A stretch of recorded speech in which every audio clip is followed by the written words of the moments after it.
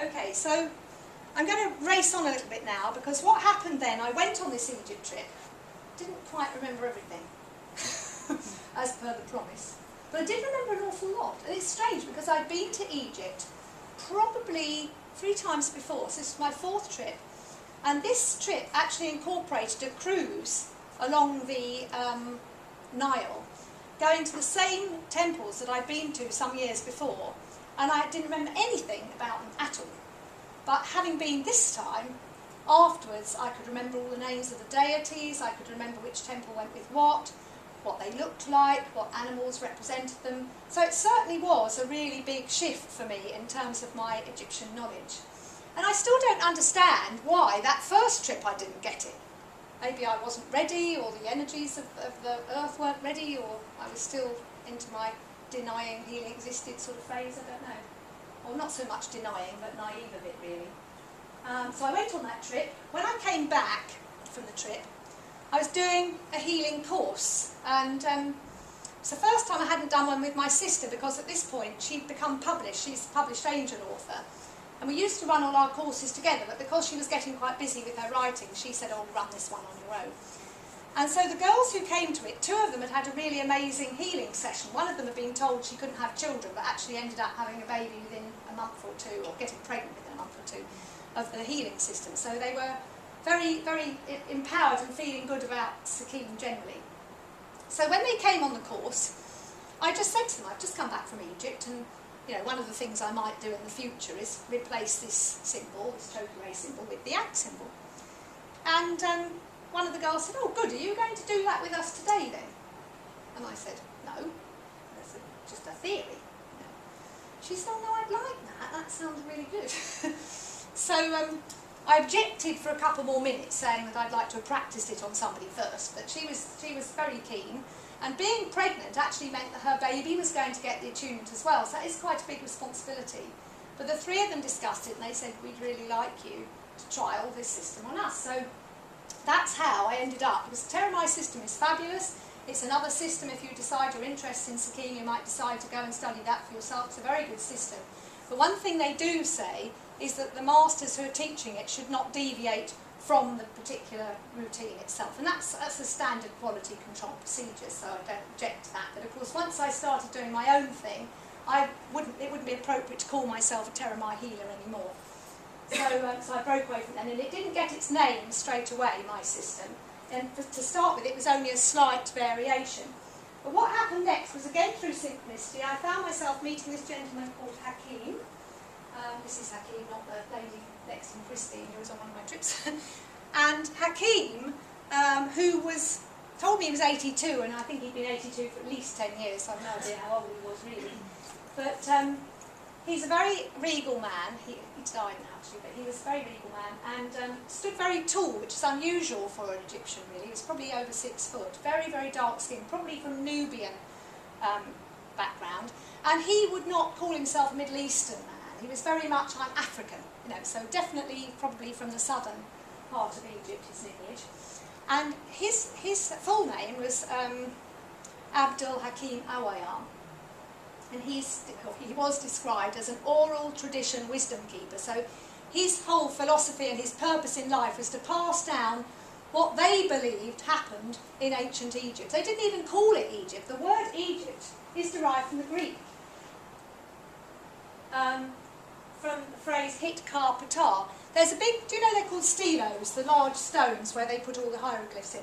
There's a big stelo in a place called Memphis, not the one where Elvis came from, but Memphis was one of the ancient capitals of Egypt.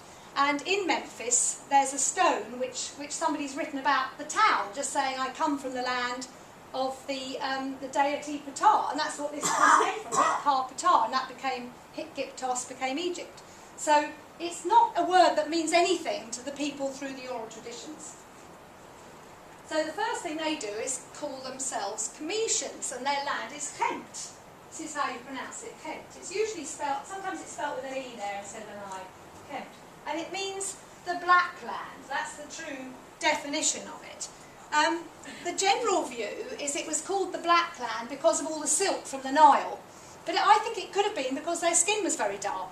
Who knows? Anyway, the study of the science of this chem would be chematology, and the philosophies behind my healing system are Chemetian philosophies, and so they are quite different from the standard Egyptology. Some things overlap. For a start, this is the Chemetian word for pyramid. The word pyramid, no prizes for guessing, comes from the Greek. So to a Chemetian, they would call their pyramid per neter. If you know anything about Egyptian words, you may recognise the word neter as God, or gods. In fact, the plural is neteru. But is it not, it's not dissimilar to our word nature, is it? I think it's where we get our word nature from. So, according to Hakim, per neter was a place where you went to be close to God, to be close to nature, to be one with the earth. I mean, they're very into the cosmos. They felt that we were part of the cosmos. What we did affected the stars, what the stars did affected us, stars, planets, obviously as well, moon. So, it wasn't a burial place, according to him.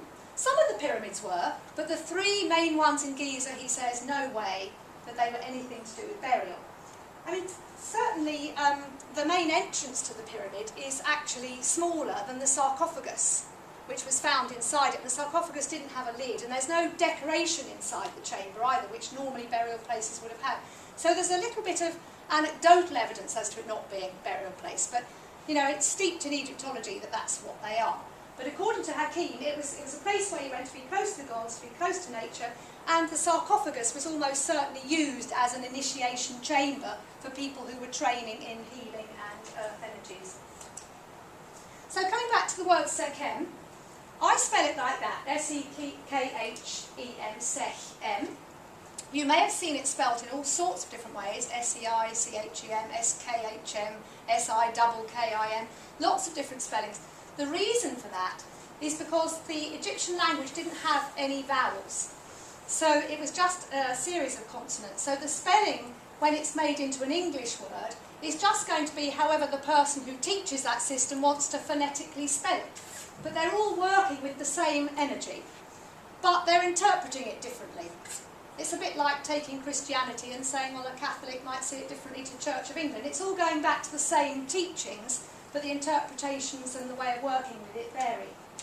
If you look up the word Sekh Em in an Egyptian dictionary, if you've got one, particularly Middle Egyptian dictionary, so we're going back BC, you might find it described as power, you might find it described as inner master, you might find it described as make complete, all of which really empower healing, don't they? Yeah? Healing is about self-empowerment, isn't it?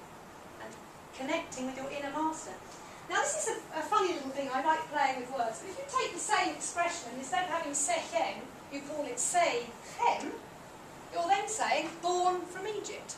Interestingly, because Chem is the word for Egypt, if you remember. Okay. Why Reyad Sekh Em? Well, I asked Hakim what I should call my system, and what I found was different about my system, there's lots of things, but the main difference was I wanted to bring in the fifth element of ether. Remember the Sakim I'd learnt was earth, water, fire and air. I wanted to bring in spirit as well. So I asked him for a word that meant elemental, and he gave me the word Reyad. Now he was getting on a bit, as I've said, and he actually was rather partial to the odd pipe of unmentionables, so I'm not sure his brain was entirely all there. So next time I saw him, I asked him, I think he said, how's your healing system going? I said, oh, what Reyad Sekh Em? He said, Reyad, where'd you get that word from then? I said, well, you told me it meant elemental. He said, oh, did I? he said, actually, it's more like a little piece of heaven, or he said, it's actually a word that's really hard to describe and give a definition for. He said, you can't really express it in words. So I thought it sounded perfect. So that's